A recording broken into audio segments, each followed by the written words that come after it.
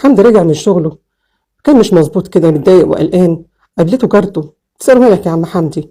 حمدي ده بيشتغل أمين شرطة وعنده 3 بنات من زوجته الأولانية، ومن الزوجة التانية عنده ولد اللي هو عايش معاها دلوقتي. لما جارته شافته قلقان وحزين، مالك يا عم حمدي؟ قال لها ده أنا بنتي الكبيرة كانت تعبانة امبارح وسخنة فقلقانة عليها. جارته عارفة إن أمها مش موجودة، فقالت له طب أنا هاجي أطمن عليها وأشوفها عاملة إيه، محتاجة حاجة أجيبها لها ولا حاجة. دخلت معاه، بتخش على البنات، فتحت الأوضة لقيت البنات ما بيتحركوش، بتلمسهم لقيت جسمهم متلج، والآخر عرفت إن هم ميتين. صرخت الست والجيران اتلموا، بصوا في العيال لقوا العيال متلجين فعلا، معنى كده إن هم ماتوا بقالهمش فترة. بصوا لقوا فيه مطرح لدغة تعبان. كله صوت وقال يا جماعة في تعبان في الأوضة، الحقوا ده العيال ماتوا بلسعة التعبان. راح الأب يطلع تصريح الدفن، ولما راح لدكتور الصحة قال له لازم الجثث تجيلي هنا وأنا أشوفها بنفسي. عم حمدي نقل الجثث، بس كان بلاحظ إن هو ناقل الجثث مفيش أي جواه أي حاجة من الحزن أو الألم على بناته. الناس كانت ملاحظة الحكاية دي، شالهم ووداهم عند الدكتور اللي بدأ يفرز الجثث، وتبين له إنهم كلهم اللدغة بتاعت التعبان في مكان واحد، يعني في رجلهم اليمين كلهم في مكان واحد نفس المكان. الطبيب قال إن الموضوع فيه شبهة جنائية. النيابة بدأت تحقيقاتها، وبعتوا جابوا واحد من الحواء اللي بيتعاملوا مع التعابين، وقال له تعالى يا عم حمدي، انت شفت التعبان اللي قرص بناتك؟ قال له انا تخيلت بتعبان امبارح كان على السطح وضربته، بس يعني انا ما اعرفش ان هو هيخش الاوضه بتاعت البنات. طب اللي انت شفته ده شكله ايه يا عم حمدي؟ قال لهم شكله كذا وكذا. راح الحاول يوريه صور لتعابينه، قال له طب وريني اللي انت شفته كده، وراح مختار التعبان اللي هو شافه. قال له اللي انت شفته ده على كلامك ده الكبرى، طب وريني الشقه اللي فيها البنات كده. وراح الحاول معاه للشقة، بص على المكان اللي كان فيه البنات فلقاه في الدور التاني.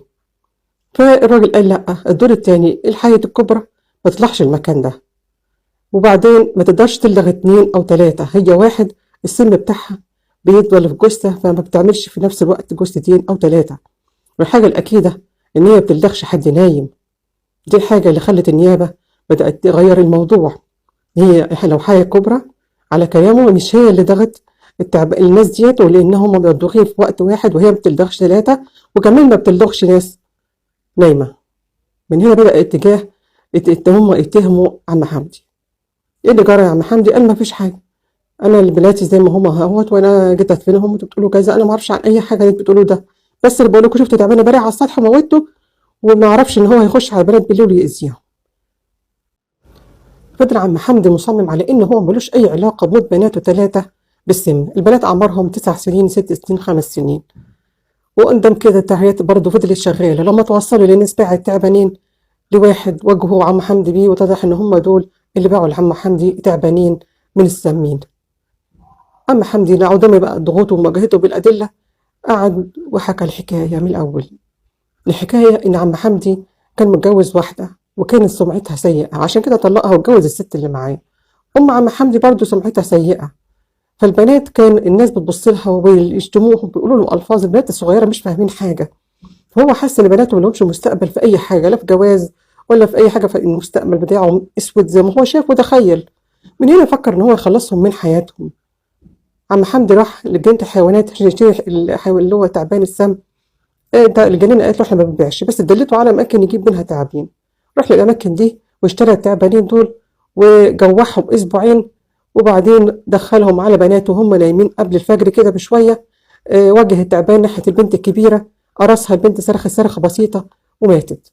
وبعدين راح مدخله على البنت الصغيره في نفس المكان، قرص البنت التانيه ولدغها وماتت. التالتة صحت من النوم 5 سنين يا قلب امها، شافت ابوها ماسك تعبان، قالت له يا بابا يا بابا التعبان هيقرصك. قال لها نامي نامي. راحت التعبان ناحيه البنت في نفس المكان في رجليها برضه زي اخواتها، لدغها وماتت. عم حمدي قتلهم عشان خايف عليهم، بيقول له ملهمش مستقبل، وكأنه هو مسك الدنيا في ايده، كأنه عارف بكره هيحصل له هو ايه. قتل عليهم، بيقول عشان خاطر بحبهم وخايف عليهم. لما جم يتهم مرات الاب قال مش كانت شريكتك في حاجه؟ قال لا. الست قالت لا انا ما اعرفش، انا ليا ابن صغير براعيه وبنام، ما اعرفش هو بيعمل ايه. الراجل انكر اي صله اللي بين الست دي بالموضوع، ان هو بس اللي كان فكرته هو اللي نفذها. عم حمدي رغم ان هو اقر واعترف، إلا إن المحكمة اللي حكمت عليه ب15 سنة سجن قتل 3 أطفال عمدا وإصرارا وترصدا، واتحكم عليه ب15 سنة بعد ما كشف عليه وجد إن هو قواه العقلية سليمة. يعني هو خطط ودبر وهو قواه العقلية سليمة، قتل أولاده ال3 بالطريقة الشنيعة دي وهو قواه العقلية سليمة. الحكم كان 15 سنة، يعني كان في رحمة بيه ورأفة بيه. ما شافوا إن هو ده قتلهم حبا. بيقول صحيح من الحب ما قتل، بس أنا كنت أتمنى يبقى الإعدام عشان نغير التعز. إن أنت ما تحكمش على الناس بكرة يحصل لهم إيه فهريحهم من بكرة، وأنت أصلا مش عارف بكرة يحصل لك إيه.